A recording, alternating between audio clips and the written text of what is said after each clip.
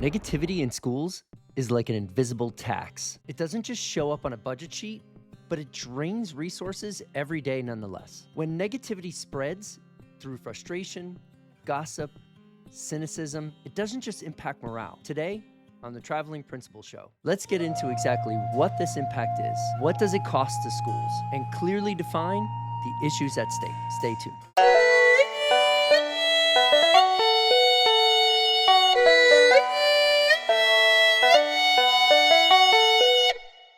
Hi, everyone.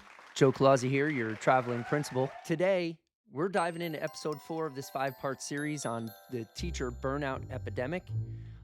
Today's episode is called The Cost of Negativity. And trust me, it's costing us more than we realize. And that's because we just don't understand that price tag. So I did a little research, dug in online, and tried to find out exactly what that cost is. So let's get into it. So it costs students their engagement. That's a huge factor, right? So number one, right out of the gate, the engagement. It costs teachers their creativity, right? Think about that. That trickle-down effect, albeit magnanimous, it still ends with a lack of creativity. And it costs their leaders the ability then to move the school forward, right? So those are 3 huge factors that are impacted by the cost of negativity.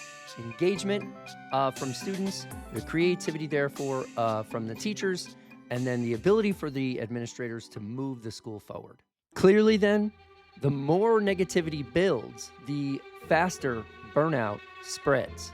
In fact, 44% of K-12 teachers report feeling burned out often or always. You had my curiosity, but now you have my attention. And districts on average spend $25,000 to replace each teacher that is lost then to burnout. This is money that could otherwise fuel classrooms, innovations, give attention to students.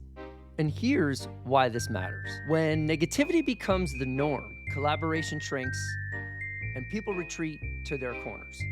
This is where that silos, teaching in your silos comes from. In addition, teachers stop taking risks. No one wants to be the first then to try something new.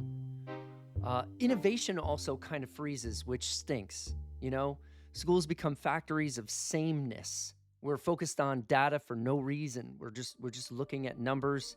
Everybody's a number in the system. Let's just call it what it is. And students, they pick up on everything, you guys. They sense when a classroom or a campus isn't healthy. Even worse, they mirror that. A negative culture doesn't just make people unhappy, it makes growth almost impossible. Research shows that a positive school culture can boost student engagement by up to 20%. Meanwhile, 77% of teachers say that their job is frequently stressful, a toxic combination for learning and retention. Okay, you guys, we have talked about this enough. Now, what can we do about it? First, your own climate. You can't control everything, but you can control your response. In my schools, we started celebrating small wins as often as possible. We had to. A teacher finally mastering some sort of a tough concept that they've been working on. We made a big deal out of it. A teacher experimenting with a new strategy, new technology, I don't know, anything. A team coming together to solve a problem or a challenge or celebrating successes that they had with a student internally within that staff. Amazing reason to celebrate. Remember, small wins create momentum. They're proof that progress is possible, and they begin to drown out negativity. And if you don't see that positivity around you, be the first person to build it. It starts with one voice, and it could be yours. Studies also show that a positive school climate contributes to reduced student absences and suspensions, freeing up instructional time and boosting achievement. I mean, it's as easy as creating a nice culture. It's not rocket science. Negativity does have a cost, you guys. Hope is an investment. Choose what you'll pay into today. Think about that. You could be the one to begin to change that culture instead of continuously listening to whatever is in existence, maybe even contributing. And if you are, determine how you are and how to maybe reduce those efforts. And that's where the changes begin with you. Thank you guys so much for listening. My name is Joe Colazzi, your traveling principal. This series has been a lot of fun. The burnout epidemic And the next episode, the last one in this 5-part series, we're going to talk about solutions.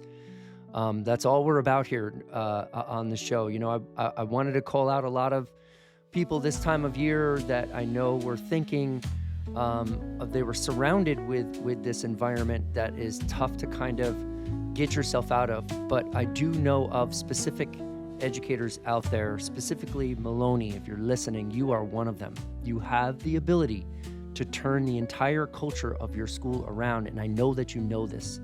I know that that's also a lot of work, and I don't want to disrespect that. But I do want to motivate you with some numbers. What do you got, 30 days of classes left? If that, right? Let's say 35. Mixed in there, we got state testing, finals, right? We have graduations, we have ceremonies. You start to think about celebration this time of year. We flip that switch from stress to celebrate. And I challenge you, Jake, to do that. Thanks for listening.